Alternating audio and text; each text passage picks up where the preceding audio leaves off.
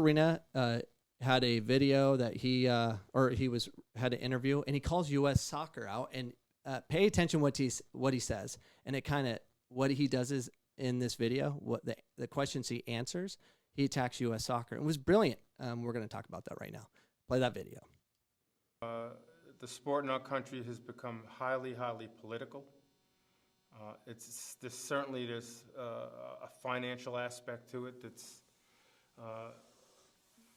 often thought about first before the technical side of it. I think people that are decision makers in the sport in our country are more politicians than they are technical people. And therefore, when they make decisions or they hire people to make decisions, I don't think they necessarily make the right decisions all the time because they don't have the experience in the game. And I've been one to say it for years that I think we need more people with experience in the game that are decision makers to help move the sport forward. And there's never a response to that. And I think that's critically important.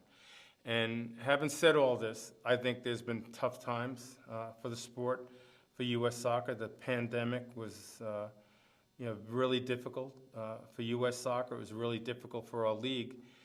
And having said all of that, as the smoke settles and we don't qualify for the Olympics, our league is still making progress. It's making great progress. I'd like to see it continue to grow and perhaps have a little bit more emphasis as well on the American player and give the American player a few more opportunities to grow. I think our league now is largely an international league, which is fair enough, but we want to still have opportunities to grow our young elite players in our league. So hopefully, as we continue to move forward, we don't forget that, and we can continue to grow the way we're growing and develop some of our young American players. Oh, that's it. Audio working? I'm hearing a weird noise. Anyways, it's just in my ears. The fridge? No. Okay. It's my flipping headset, IT Ryan. You have one job to do. Well, 20. I think you just need to go to the doctor. So you Bruce blast things. That's what Mom says. So BRUCEARENA covers 5 things I want to talk about. One is, has our sports become very political? Has it Yes. not always been political? It's always political. It's crazy political. We understand that. It's everyone's PC too. It's like, you be careful what you say. You don't want to cause any problems. That's why we're bringing Steve Jobs on to fire Greg Berhalter in a little bit, because we need more abrasive fire starters within U.S. Soccer. We need to blow the thing up. Nah, I'm just kidding. I don't think I can say that. We need to cause problems and change things. The financials are always focused on first, then technical, and that's interesting to watch. You have that overlay on show, and I can't read it, but look at the overlay for the taxes. So I have salaries and wages, or financial statement. No. Well, they're both. Put up salary and wages. This is how it's always top heavy, whether it's our government or U.S. Soccer. I can't see the overlay. So what's it say for employees? Employee benefits. And what salaries? For salaries and wages, we have 33,300,000. That's to programs. I don't know, this chart doesn't make sense to me. Management in general is 6 million. 6 million. Am I reading these right? Yeah. Is that a million?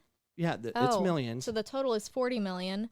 Employee benefits, 2 we don't million, care about 1 million. The benefits don't matter. That's good enough. Oh. Take the overlay off. But Right. it was 60 million in salaries, and that's going for It was 40 million. 40 million for coaches and whatnot. But then it's 6 million in administration.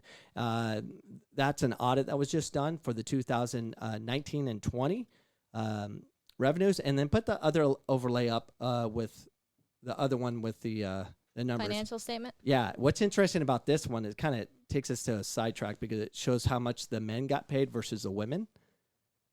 Is that the overlay? Yeah. Men versus women. Yeah. How much did the women's make? Oh, okay. I see it. The women's, wow.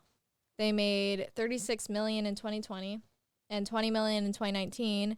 The men made 15 million both years. Yeah. Is know that why? Right? Yeah. Because they were mad. Right.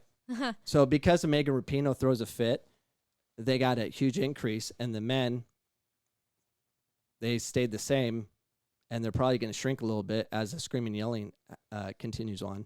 But yeah, I thought that was interesting. But the budget's all jacked up because they just kind of spend however they're going to spend, and we're actually going to show you other stupid spending we do with U.S. Soccer in a little bit. But it's more about politicians versus technical people. I'm a technical person. I focus on technique. I focus on the importance of development over winning and all those things. That's why I don't have a job in club soccer, because no one can stand me, because I'm kind of like Steve Jobs a little bit, where I'm more concerned about a greater idea, a greater concept, a greater focus, a greater goal down the road to do something unique, creative, create players that can actually do something at the next level versus win on Saturday like everyone wants to do.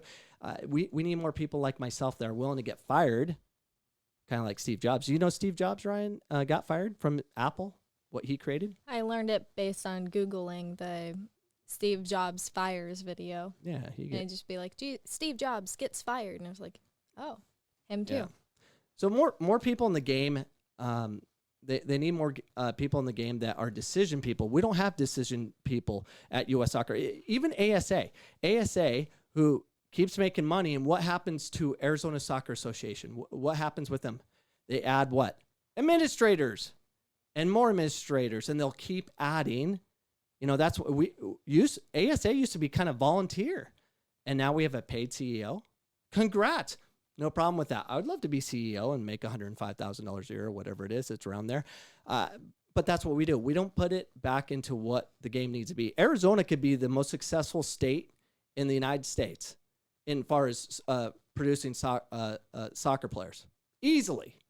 It can easily happen if we were led with a concept and a vision to focus on something that the rest of the United States won't do as a whole, which is technical development, having kids that are not scared to have the ball kind of thing. I mean, by the masses, thousands upon thousands of kids not scared to have the ball, which makes everybody better. But that's something that we're not willing to do. But we'll hire a social media director and another fake. We just create fake jobs, starting with U.S. Soccer, which will.